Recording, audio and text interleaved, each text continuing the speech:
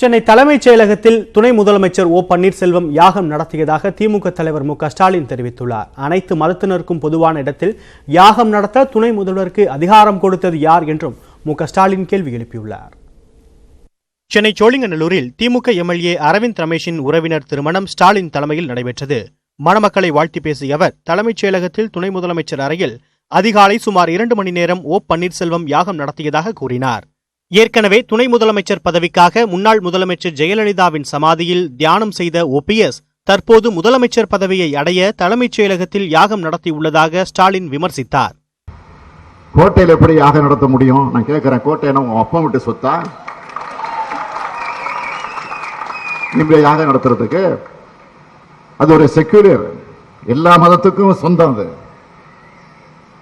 ஆக ஒரு பொதுவான இடம், மக்களுடைய வரி பணத்தில் நடக்கிற கோட்டை, அது அரசாங்கத்துக்குரிய இடம். நீ பதவி பிரமாணம் எடுத்துக்கிறப்ப என்ன செய்யற? சாதி சமயமற்ற வகையில் நடப்பேன், உரிமையை மீற மாட்டேன் அப்படின்னு உறுதிமொழி எடுத்துக்கிட்டு தான் நீ பதவியை பிரமாணம் எடுத்துக்கிற. ஆனா அதையெல்லாம் மீறி தனிப்பட்ட முறையில் நீ வீட்டை யாக நடத்த கவலைப்படல, கோயிலில் போய் யாக நடத்த நான் பத்தி வருத்தப்படல, ஜெயலலிதா சமாதியில் போய் தியானம் பண்ண பத்தி நாங்க ஏதாவது கேட்டோமா? நீ அங்க நடத்து. ஆனால் கோட்டையில நீ யாகம் நடத்துவதற்கு உனக்கு என்ன உரிமை இருக்கு, என்ன தகுதி இருக்கு என்ற கேள்வியை தான் நான் கேட்கிறேன்.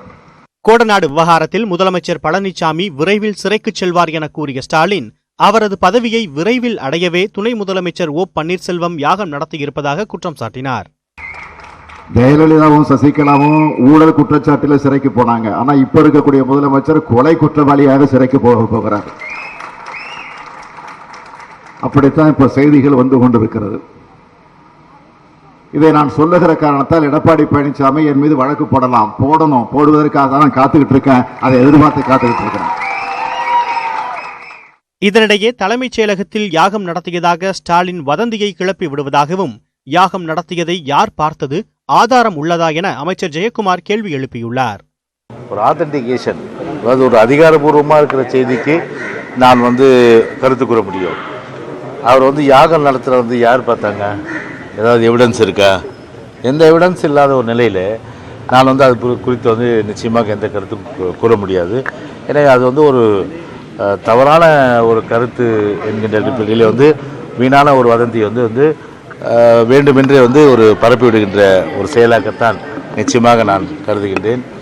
கட்சிக்குள் பிளவை ஏற்படுத்த திமுகவும் தினகரனும் கூட்டுச்சதி செய்வதாக அமைச்சர் ஜெயக்குமார் குற்றம் சாட்டினார்.